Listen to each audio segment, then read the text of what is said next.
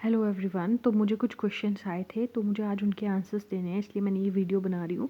तो आप अंत तक ज़रूर देखें, आपको आपके आंसर्स मिल जाएंगे। सबसे पहले जो मेन क्वेश्चन थे वो थे कि मैं मुस्लिम हूँ, या दूसरा था कि मैं रमज़ान में स्टडीज़ कैसे मतलब आप बैलेंस करें। ठीक है, तो सबसे पहले मैं मुस्लिम नहीं हूँ, ये मैं सबको बता दूँ। ठीक है, मैं एक हिंदू हूँ। और दूसरी बात, हम रमज़ान में स्टडीज़ कैसे बैलेंस करें, तो इसका ये आंसर ना मैं आपको एंड में दूँगी। पहले मैं वो आंसर्स करूँगी जो मेजॉरिटी ने पूछे हुए हैं। ठीक है, देखो, सबसे पहले मुझे पूछा गया था कि ईवीएस के नोट्स मेरे मिल सकते। देखो, मेरे जो ईवीएस के नोट्स हैं वो बहुत क्रिस्प एंड शॉर्ट हैं। उससे मुझे पता है किसी को कोई फ़ायदा नहीं होगा। वो सिर्फ मैं अगर बोलूँगी तो टाइम वेस्ट ही होगा आप लोगों का। तो इसलिए मैं बोलूँगी, मैं एक दिन ना सिर्फ ईवीएस पे वीडियो बनाऊँगी कि अपने नोट्स लेके और पूरे सोर्सेज़ का, कि मैंने किस तरह से नोट्स बनाए हैं। फिर आपको पता चल जाएगा कि किस तरह से करना है। ठीक है, दूसरा कि जेकेपीएससी की जो पोस्ट आ रही हैं वो कौन सी आ रही हैं। देखो, असिस्टेंट प्रोफेसर की आएंगी, लेक्चरर की आएंगी, और कुछ नॉन गेजेटेड पोस्ट हैं। अब वो नॉन गेजेटेड पोस्ट कौन सी है वो हमें नहीं पता है।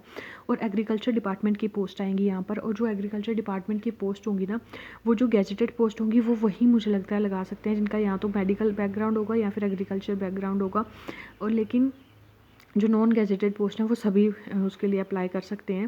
फिर उसके बाद आ गया कि किसने मुझे पूछा था कि कांस्टेबल का, जेई का, कांस्टेबल की तैयारी कैसे करनी है, और जेई और में हम कंप्यूटर इंजीनियरिंग वाले फॉर्म लगा सकते हैं कि नहीं।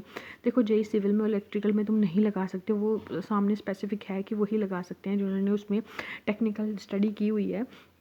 लेकिन जो कंप्यूटर इंजीनियरिंग वाले हैं वो फॉर्म लगा सकते हैं अपना, जो अभी टेलीकम्युनिकेशन डिपार्टमेंट में एसआई के फॉर्म लगे थे उन्होंने लगाए होंगे, वही लगा सकते हैं। और इनकी ना कंप्यूटर इंजीनियरिंग की ना जेकेपीएससी पेपर लेती है, ए के लेती है, असिस्टेंट प्रोफेसर के लेती है, तो आप वहाँ पर देख सकते हैं। लेकिन ये जो जेई सिविल के और इलेक्ट्रिक के फॉर्म लगेंगे उसमें कंप्यूटर इंजीनियरिंग का कोई रोल नहीं है। फिर उसके बाद हमें जूनियर असिस्टेंट की स्ट्रैटेजी, ये मैं कल ही स्ट्रैटेजी ले आऊँगी इसकी, अभी 1 महीने की। फिर उसके बाद जेकेपीएससी की स्ट्रैटेजी, मुझे देखो, मुझे प्लीज़ कमेंट कर देना कि कोई, अगर आप जेकेपीएससी की कर रहे हो तो उसके साथ कौन सी तैयारी कर रहे हो। ठीक है, मैं ऐसे नहीं स्ट्रेटजी ला सकती। मुझे पहले पता होना चाहिए कि जो एस्पिरेंट तैयारी कर रहे हैं वो किस किस की तैयारी कर रहे हैं। ठीक है, कि आप जेकेपीएससी के साथ कौन सी और तैयारी कर रहे हो। ठीक है, जेई पोस्ट जो आ रही हैं कौन सी आ रही हैं, तो देखो, जेई की ना सिविल की पोस्ट तो आ रही हैं, ये मुझे पता है 290 कुछ पोस्ट हैं।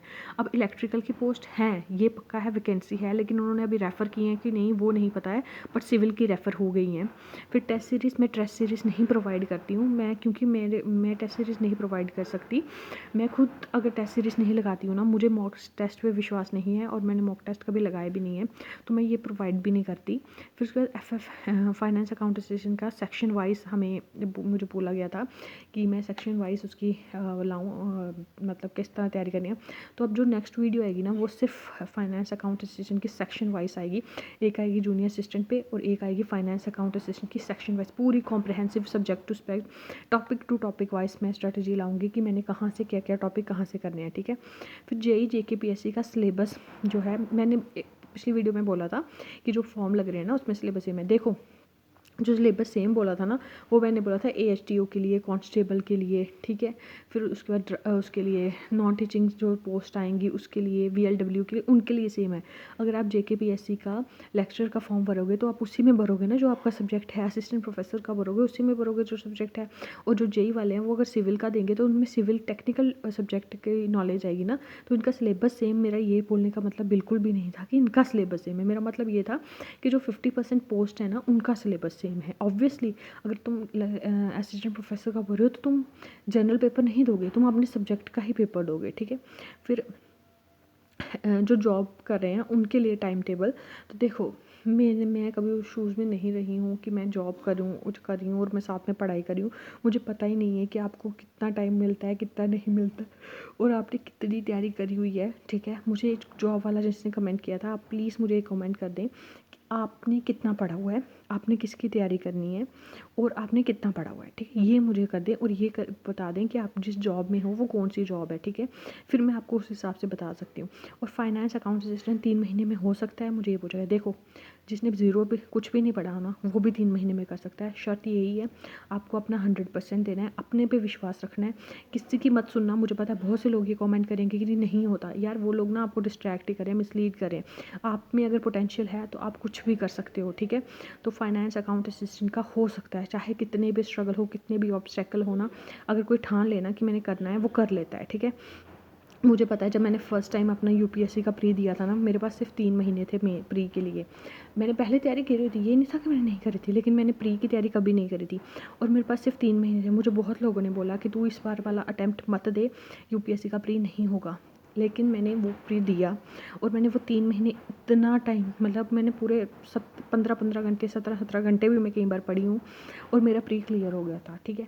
तो किसी की मत सुनना, लोग अपना तुम्हें एक्सपीरियंस बताएंगे, जिस जो और लोग अपने पोटेंशियल से तुम्हें नापेंगे, लेकिन तुम्हारा पोटेंशियल क्या है वो तुम्हें ही पता होता है। तो अगर तुम्हें लगता है तुम कर सकते हो तो तुम कर लोगे, बिलीव इन योर सेल्फ, बस यही बोलूँगी मैं, ठीक है। तो अब बारी आ गई जो मुझे पूछ रहे थे कि रमज़ान में स्टडीज़ को कैसे बैलेंस करें। देखो, मैं एक हिंदू हूँ, मैंने कभी रमज़ान नहीं रखा, रोज़ा नहीं रखा है, ठीक है।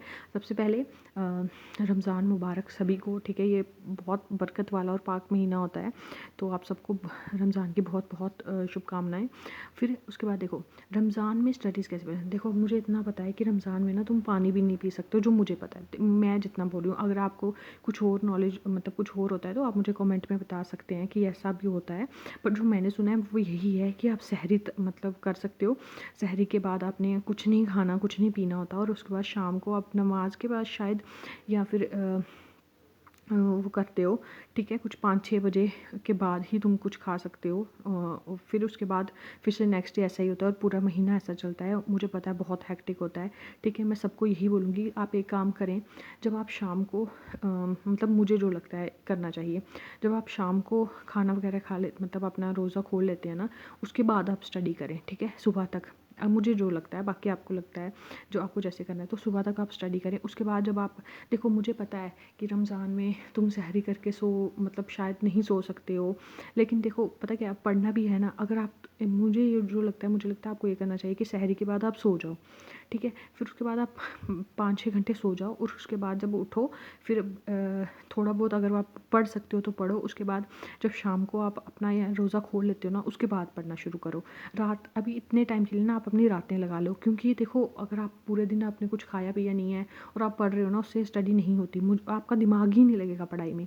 तो मुझे तो यही लगता है कि शाम को ना जब आप रोज़ा खोल लेते हो ना, तो उसके बाद पढ़ो। देखो अल्लाह भी ये समझते हैं कि आप मेहनत कर रहे हो अपनी चीज़ को पाने के लिए, और इस महीने में आप अल्लाह से अल्लाह को मांग रहे हो, ठीक है, वो आपको सब कुछ दे देंगे।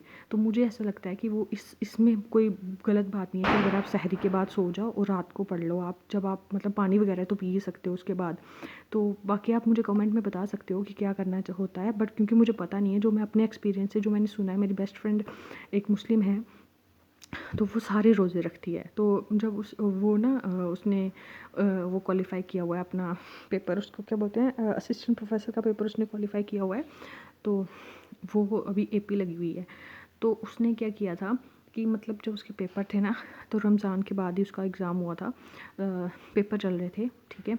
तो फिर वो यही काम करती थी, जो मुझे पता है कि वो ना सुबह सहरी के बाद सो जाती थी, फिर दोपहर को उठती थी, वो 2-3 बजे उठती थी। उसके बाद थोड़ा बहुत देखती थी, अगर पढ़ना हो ठीक है, नहीं तो वो रात को, शाम को जब आपके रोज़ा खोलने के बाद, उसके बाद वो पढ़ती, क्योंकि रोज़ा लगता है। वो मुझे बोलती, मुझे नहीं पता था क्या तब क्या होता है, तो मुझे बोलती कि रोज़ा लगता है कि आपने पानी भी नहीं पीना होता, फिर आप पढ़ भी नहीं सकते हो इतना। तो वो यही काम करती थी, जो मैं उसके एक्सपीरियंस से बोल रही हूँ, जो मैंने सुना है। बाकी अगर आपको कुछ मतलब आपको लगे कि आप कैसे रखते हो रोज़ा, तो आप मुझे कमेंट कर सकते हो, क्योंकि मुझे इतना पता नहीं है उसके बारे में। तो मैं तो यही एडवाइस दूँगी कि आप ऐसा करें, ठीक है। सहरी के बाद सो जाएँ, फिर उसके बाद 2-3 बजे उठें, उसके बाद शाम को जब रोज़ा खोलने के बाद फिर रात को पढ़ाई करें, क्योंकि यही होता है। और मेहनत तो करनी ही है ना आपको, तो ये चीज़ तो अल्लाह भी देखते हैं कि आप मेहनत कर रहे हो। आप कोई अपने मज़े के लिए तो नहीं सो रहे हो सहरी के बाद, आप अपनी पढ़ाई के लिए कर रहे हो, और आपको रोज़े भी रखने हैं। और मुझे पता है कि रोज़ा नहीं रखना, कुछ चलो, मैं आपको हेल्थ प्रॉब्लम हो तो अलग बात है, नहीं तो रोज़ा नहीं रखना गुनाह ही होता है। मुझे जो मतलब सुनने में आया हुआ है, मैं अपनी तरफ से नहीं बोल रही हूँ कुछ भी, जो मैंने सुना है मुझे वही वो है। तो मैं इतना ही बोलूँगी कि अगर आप मतलब ऐसे करो, तो मुझे लगता है कि आप ऐसे कर सकते हो। बाकी आपको जो भी लगे आप कमेंट में कर सकते हो, कमेंट कर सकते हो। Thank you so much, please like share and subscribe. मुझे आज इन्हीं का आंसर देना था। बाकी कल से स्ट्रैटेजी वीडियोस भी आ जाएंगी, और मेरी स्ट्रैटेजी वीडियो डेली की वो भी आ जाएंगी, और जूनियर असिस्टेंट की, फाइनेंस अकाउंट असिस्टेंट की, जीके बीएससी प्रीलिम्स की, सबके वीडियोस अब मैं डालूँगी, ठीक है, टाइम टू टाइम। अभी मैं थोड़ा बिज़ी थी तो, लेकिन अब मैं डाल दूँगी। मैं हाँ, मुझे क्वेश्चन इसलिए शायद पूछ रहे थे कि मैं वहाँ गई हुई थी, अजमेर शरीफ़ गई थी। तो देखो, अजमेर शरीफ़ मैं हर साल जाती हूँ, ठीक है। मेरे फैमिली में हम लोग हर साल जाते हैं, खाटू श्याम जाते हैं, द्वारका जी जाते हैं, और फिर आते हुए हम अजमेर शरीफ़ भी जाते हैं।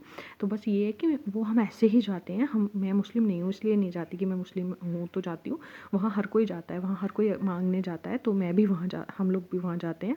बाकी please like share and subscribe. आपको कोई भी कमेंट, कोई भी क्वेरी होगी आप कमेंट कर देना, मैं उसके आंसर देंगी। Thank you so much.